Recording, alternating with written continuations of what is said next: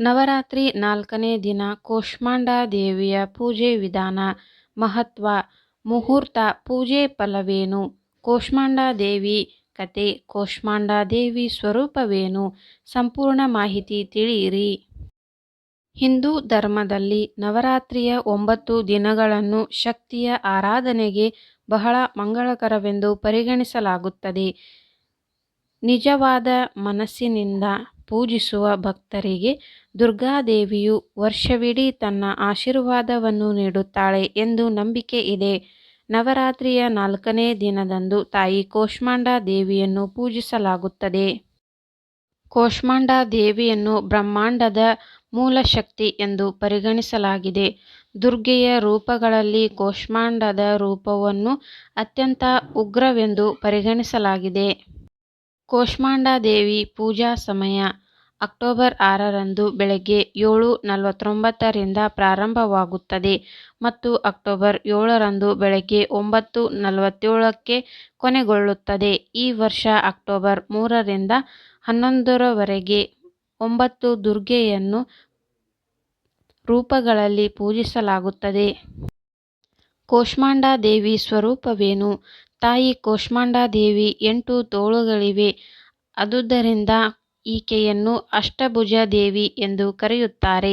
ತನ್ನ 8 ಕೈಗಳಲ್ಲಿ ಕಮಂಡಲ, ಬಿಲ್ಲು ಬಾಣ, ಕಮಲದ ಹೂವಿನ ಮಕರಂದ ತುಂಬಿದ ಮುಂಡಕೆ ಚಕ್ರ, ಗದೆ ಮತ್ತು ಜಪಮಾಲೆಯನ್ನು ಹಿಡಿದಿದ್ದಾಳೆ. ಸಿಂಹವು ಆಕೆಯ ವಾಹನವಾಗಿದೆ. ಕೂಷ್ಮಾಂಡಾ ದೇವಿಯ ಪೂಜೆಯ ವಿಧಾನ, ಶಾರದೀಯ ನವರಾತ್ರಿಯ 4ನೇ ದಿನದಂದು ಬೆಳಗ್ಗೆ ಎದ್ದು ಸ್ನಾನ ಮಾಡಿ ಶುಭ್ರವಾದ ಬಟ್ಟೆಗಳನ್ನು ಧರಿಸಿ ಮಾತೃದೇವತೆಯನ್ನು ಧ್ಯಾನಿಸಿ. ಕೂಷ್ಮಾಂಡಾ ದೇವಿಯು ಹಳದಿ ಬಣ್ಣವನ್ನು ಇಷ್ಟಪಡುತ್ತಾಳೆ. ಆದ್ದರಿಂದ ಆಕೆಯನ್ನು ಪೂಜಿಸುವಾಗ ಹಳದಿ ಬಟ್ಟೆಗಳನ್ನು ಧರಿಸಿ. ಪೂಜೆಯ ಸಮಯದಲ್ಲಿ ತಾಯಿಗೆ ಶ್ರೀಗಂಧ, ಕುಂಕುಮ, ಹೂವು, ಸಿಹಿ ತಿನಿಸು, ಅಕ್ಷತೆ, ಅಲಂಕಾರಿಕ ವಸ್ತುಗಳನ್ನು ಅರ್ಪಿಸಿ. ನಂತರ ವೀಳ್ಯದೆಲೆಯ ಮೇಲೆ ಸ್ವಲ್ಪ ಕುಂಕುಮವನ್ನು ತೆಗೆದುಕೊಂಡು ಅದನ್ನು ದೇವಿಗೆ ಅರ್ಪಿಸಿ. ಓಂ ಭ್ರೀಂ ಬೃಹಸ್ಪತೇ ನಮಃ ಎಂದು ಮಂತ್ರವನ್ನು ಪಠಿಸಿ. ತಾಯಿ ಕೂಷ್ಮಾಂಡಾ ದೇವಿ ಮಾಲ್ಪುವಾಹನವನ್ನು ಇಷ್ಟಪಡುತ್ತಾಳೆ ಎಂದು ಶಾಸ್ತ್ರಗಳಲ್ಲಿ ಸೂಚಿಸಲಾಗಿದೆ. ಆದ್ದರಿಂದ ಮಾಲ್ಪುವಾ ನೀಡಿ. ಪೂಜೆಯ ಸಮಯದಲ್ಲಿ ದುರ್ಗಾ ಸಪ್ತಶತಿ ಅಥವಾ ಸಿದ್ಧ ಕುಂಜಿಕಾ ಸ್ತೋತ್ರವನ್ನು ಪಠಿಸುವುದರಿಂದ ಕೂಷ್ಮಾಂಡಾ ಮಾತೆ ಬುದ್ಧಿವಂತಿಕೆಯನ್ನು ಹೆಚ್ಚಿಸುತ್ತಾಳೆ ಎಂದು ನಂಬಲಾಗಿದೆ.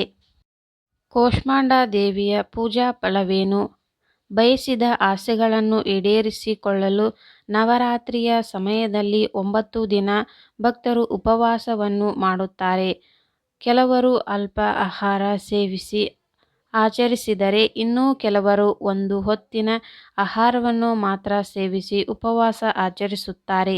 ಒಮ್ಮೆ ಭೂಮಿಯ ಮೇಲೆ ಅಂಧಕಾರ ಪಸರಿಸಿತ್ತು. ಆಗ ದೇವಿ ತನ್ನ ಶಕ್ತಿಯಿಂದ ಭೂಮಿ ಮೇಲಿನ ಅಂಧಕಾರವನ್ನು ಹೋಗಲಾಡಿಸಿದಳು. ಕೂಷ್ಮಾಂಡಾ ದೇವಿಯು ಸೂರ್ಯನಿಗೆ ಅಧಿಪತಿಯಾಗಿರುವ ಕಾರಣ ಆಕೆಯನ್ನು ಪೂಜಿಸುವುದರಿಂದ ಜಾತಕದಲ್ಲಿ ಸೂರ್ಯ ದೋಷ ನಿವಾರಣೆಯಾಗುತ್ತದೆ. ಆಕೆಯನ್ನು ಪೂಜಿಸುವುದರಿಂದ ಹೆಚ್ಚು ಫಲ ಪ್ರಾಪ್ತಿಯಾಗುತ್ತದೆ. ಕೆಟ್ಟ ದಿನಗಳು ದೂರವಾಗುತ್ತದೆ. ದುಃಖಗಳು ಕಡಿಮೆಯಾಗುತ್ತದೆ. ಆರೋಗ್ಯ ಸಂಪತ್ತು ಪ್ರಾಪ್ತಿಯಾಗುತ್ತದೆ.